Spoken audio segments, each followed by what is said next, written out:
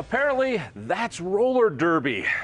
I've heard of roller derby. It's a thing, and it's more popular than ever. I thought we'd jump into it from a couple girls. Yes, from the Mile High Club. How could I not resist? Midge Mayhem. Do I have that right? Yep.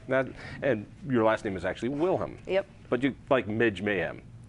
Midge. Midge. Or if I'm skating with the Mile High Club, I go by Wilhelm. And Luna Shovegood. I love this one. Or Rachel Thorns. Yeah, most people call me Luna. Luna. All right. Luna.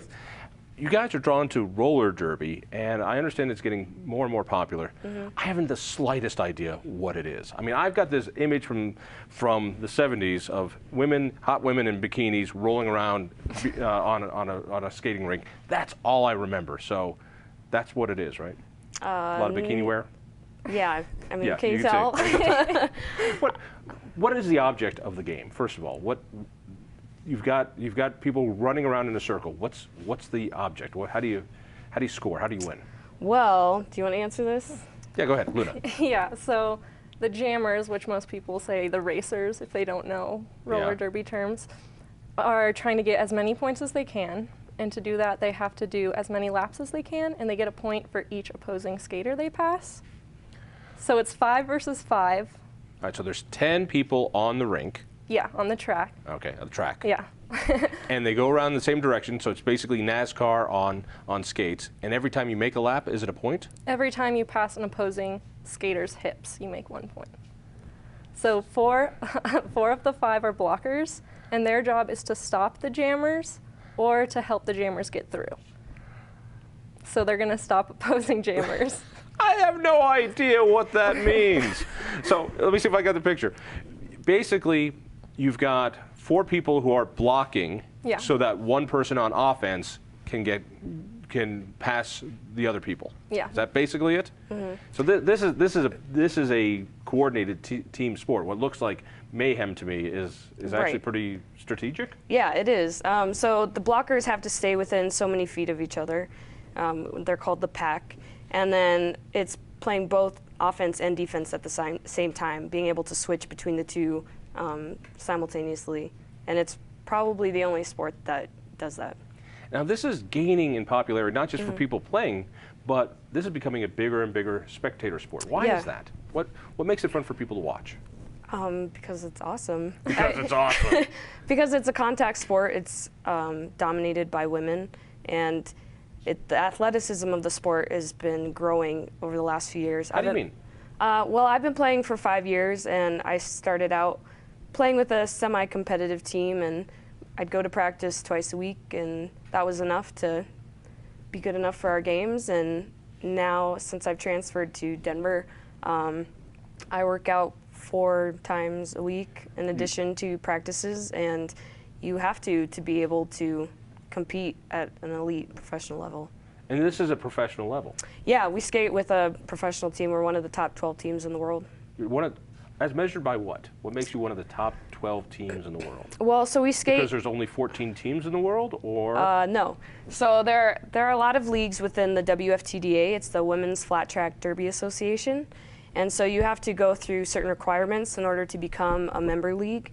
And then with that, you have to play certain teams, and then there are ranking points that get determined by the teams you play, their ranks, and how many points you won or lost by. So what drew you to this, Luna? Why would you do this? This seems like a pretty rough and tumble game. Well, I always loved roller skating growing up, and my parents, when I moved from Arizona to Colorado, my parents said I had to make friends, so I had to join a club.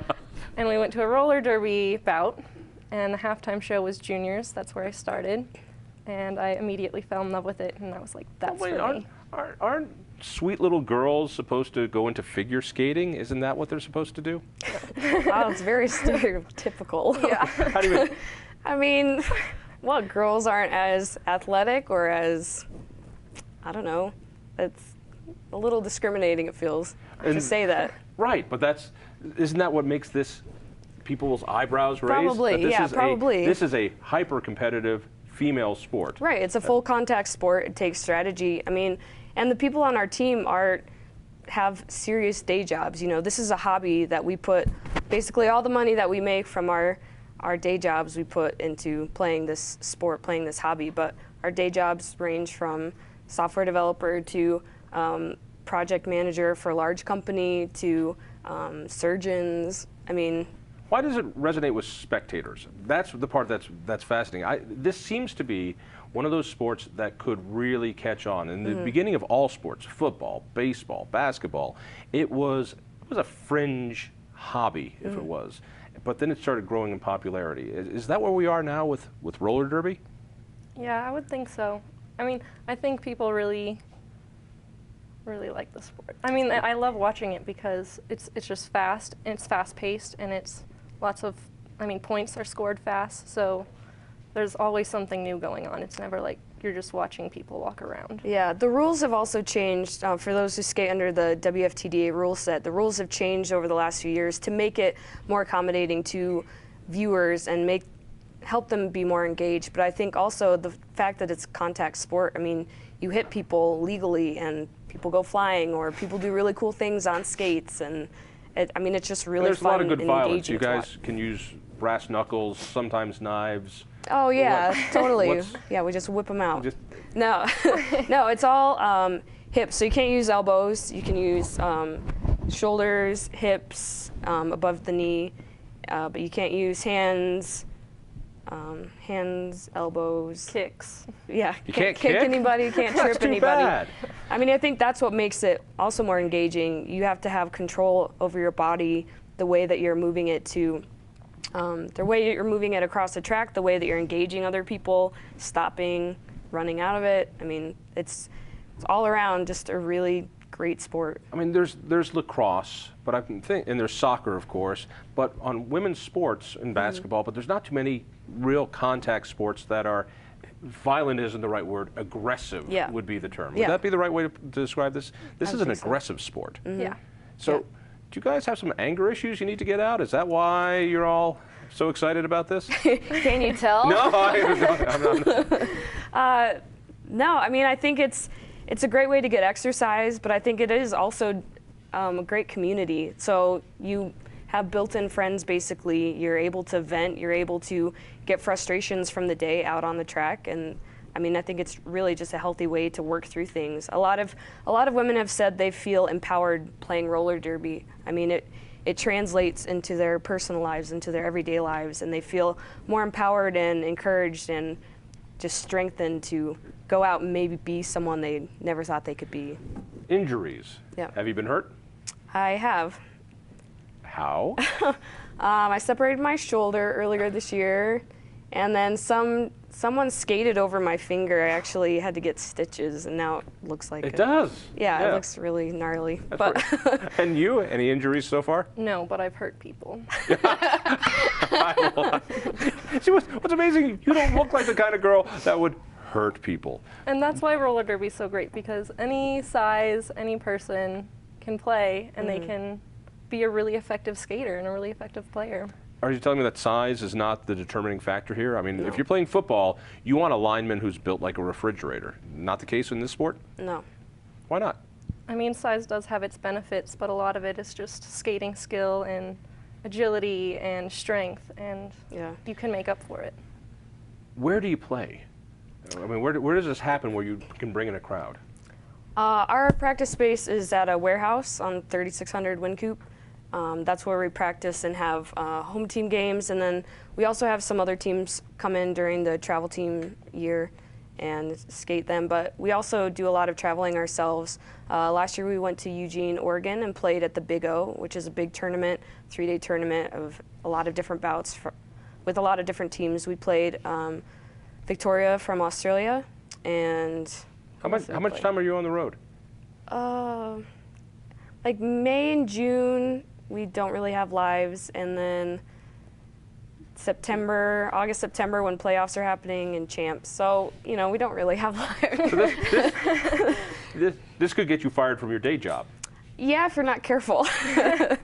And is there a Super Bowl to this? Is there like a championship, or is there a rating? I mean, how do you know that you can bring home the gold? Yeah, we have a championship. We fight for the Hydra, which is The Hydra? the big trophy. And what is the Hydra? just the big trophy. The It big means trophy. you won. You're the best Yeah. in the world. Yep. And this is a yearly, there's one high, and you guys have a shot at this? Yeah, we actually played at Champs this year.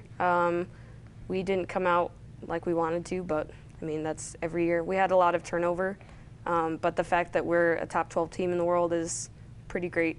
So we have something to strive for next year. In Denver, there are 2 different leagues, and you guys play each other. Is that right? So Yeah. There's enough chance if people haven't seen you guys in action, they can go do it, right? Yeah. Where? How do they find out? So they can go to our website, denverrollerderby.org. There's a lot of information there as far as recruitment nights. There's also our Facebook page.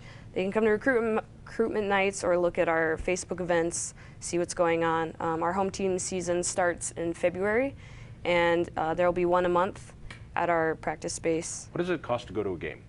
I believe it's $12. Right, so a you can actually ticket. afford to do this. Yeah, or Can you drink a beer?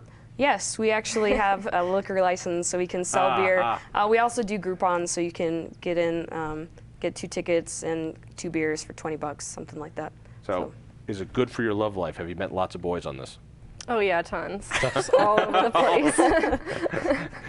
I'm assuming that's it. All right, I'm not going to take that one seriously. Luna, thank you. Midge, thank you. And thank you. Check out Roller Derby. Check out the Independence Institute. Listen for me on KHOW Radio, and we'll see you next week.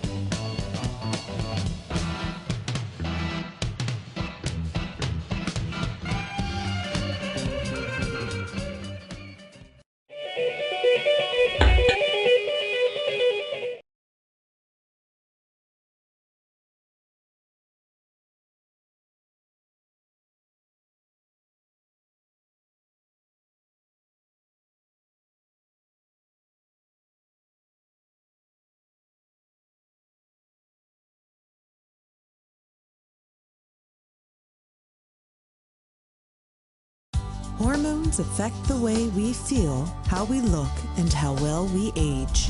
As many as 1 in 4 women suffer from hormonal disorders that are undiagnosed or poorly treated.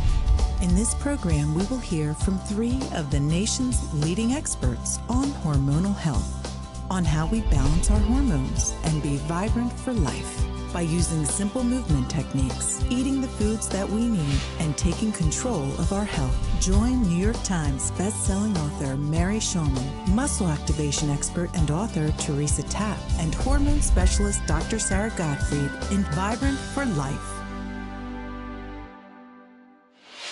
Well, I think women have a tremendous amount of power, and they don't always realize it. They don't always claim it.